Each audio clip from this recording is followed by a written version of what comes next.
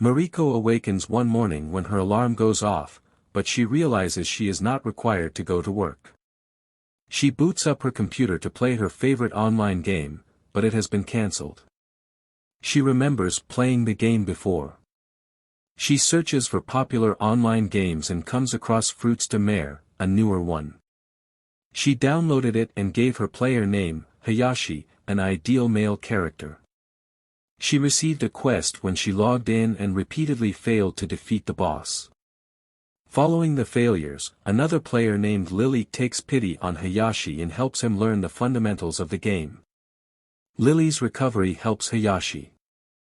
Hayashi killed the boss and received a sword as a reward. They also received gold and a matching pair of bracelets to Lily's. Hayashi became animated, and they both burst out laughing. They went on adventures together until Hayashi's level reached 80. Hayashi had tried to avoid Lily on Christmas Eve. Himeralda noticed Lily on a corner when the guild went for a gathering, and she told him about Hayashi. Himeralda instructs Kanbi to inquire about Hayashi. Hayashi tells Kanbi during a quest that he wants to earn Lily a crystal rose on his own. Kanbi warns him not to watch romantic dramas. In the real world, Moriko goes to a convenience store to get some food and a game card, but she asks for the last piece of chicken at the same time as an attractive man. She walked out of the store, embarrassed. Hayashi and Lily exchange Christmas gifts the next day. Hayashi lies to the clan about his true offline identity while on a quest with Lilac, claiming to be a 21-year-old college student, and the woman in her 30s is guilty. During a walk with Lily, she informs him that the guild members had placed bets on Hayashi's identity. Hayashi is also curious about Lily's age, but she claims it is best not to know. When Lilac inquired about his identity, Lily became enraged. Hayashi decides to stay with Lily because she has work later. Moriko became ill as a result of her lack of sleep. A man unexpectedly bumps into her on her way to the store. She later awakens in the hospital and recognizes the man who hit her. To make amends, the man offers to pay her medical bills and gives her his contact information, revealing himself as Yuta Sakurai. Hayashi tells his guildmates about the incident the next day, with the genders reversed. Both Himeralda and Lilac are ecstatic to hear about the romantic encounter. Kanbi advises him to begin thanking this person via email. Moriko sends a message to Yuta while Hayashi sits idle. Yuta receives her message and responds right away. Hayashi returns to the scene and informs the others that he has been invited to dinner. Moriko is nervous about meeting Yuta in public but gains confidence after speaking with Lily again in the game world.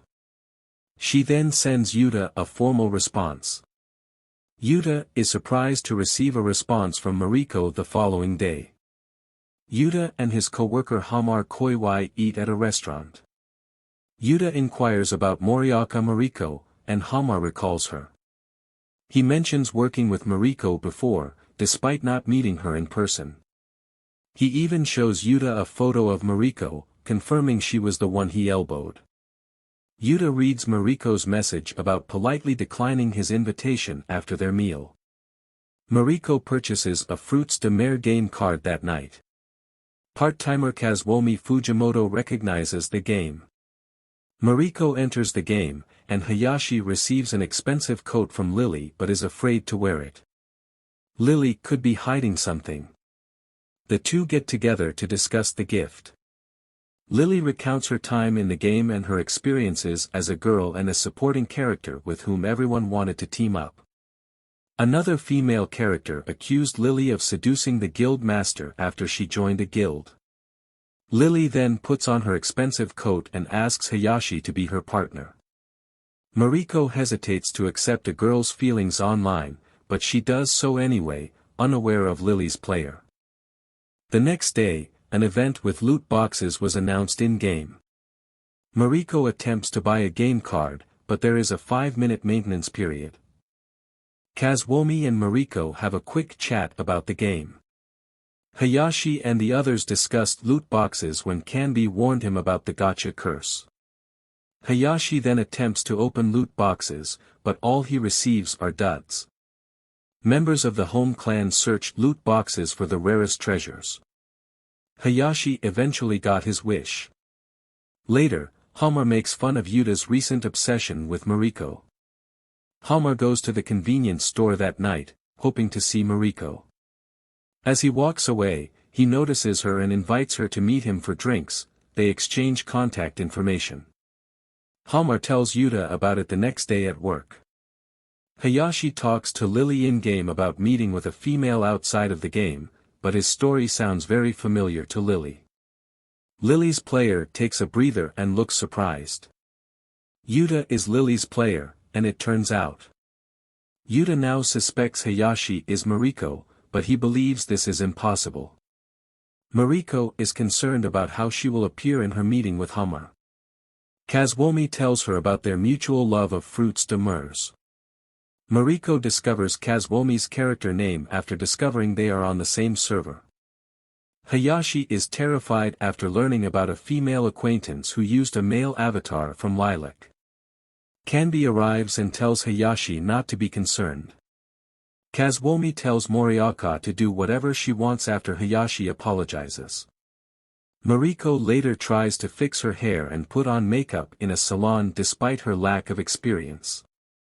Hayashi seeks offline advice from Lily and Kanbi on what to wear to his meeting. Lily gently reminds Kanbi that he is a man in real life.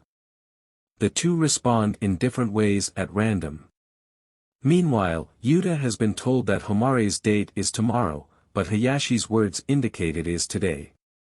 Yuta logs out after discovering Hayashi is not online before a raid, and Yuta is concerned. He logs out and dashes to the public square, where he confirms his suspicions. In the crowd, he spots a beautiful Moriko. He then addresses her. Moriko is taken aback to see Yuta. Moriko realizes she has the wrong day of the week when Hamar calls her. Hamar asks Yuta if Moriko is cute right now, and he agrees. Hamar suggests that she and Yuta go out for a drink instead. Moriko had forgotten about their first meeting when they went out for a drink. Yuta then walks Moriko home, mentioning some words that sound familiar. Moriko goes on a date with Hamar the next day, and he mentions Yuta's interest in her. They discuss their online gaming interests and online acquaintances. Hamar sends Yuta a photo of a defenseless Moriko, who fell asleep during their date because he couldn't concentrate during their raid. Yuta becomes concerned, exits the game quickly, and goes to Homare's place to inquire about the date. Moriko returns home and realizes she considers the game world her home. Yuta is convinced that Hayashi is Moriko. He last logged in a few days ago. He tries to keep playing by pretending he doesn't know who Hayashi is. Finally, he misses Moriko and Hayashi. Hayashi is excited to see Lily's fashion collection when she logs in. Following that, the two spent time together in the usual tree. She begins talking about Yuta and expresses her desire to speak with him. Hamar decides to give the game a try and convinces Moriko to help. Moriko plans to create a new character to keep her online acquaintances away from Hamar. Molly, the new character, is based on a game she played before Fruits de Mer. Molly meets Homare's character, Harumi, who has a cute face and a strong body. Molly was terrified.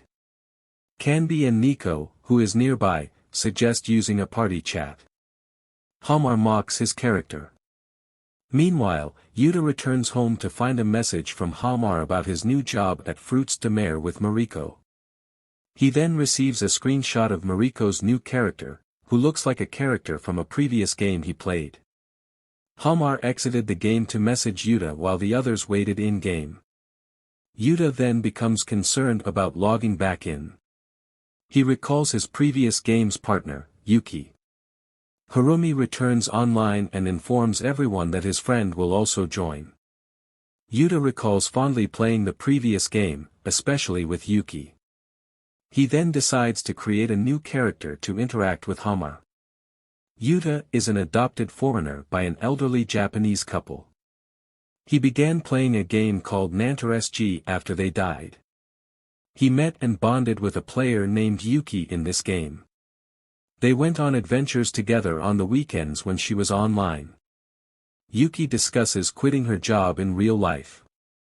Yuki eventually tells her she has resigned and hasn't seen her since. Sakurai then names his new character Hearth, as he did in the previous game. Harumi returned after being AFK and informed them that his friend was on his way. Hearth appears and greets the other characters.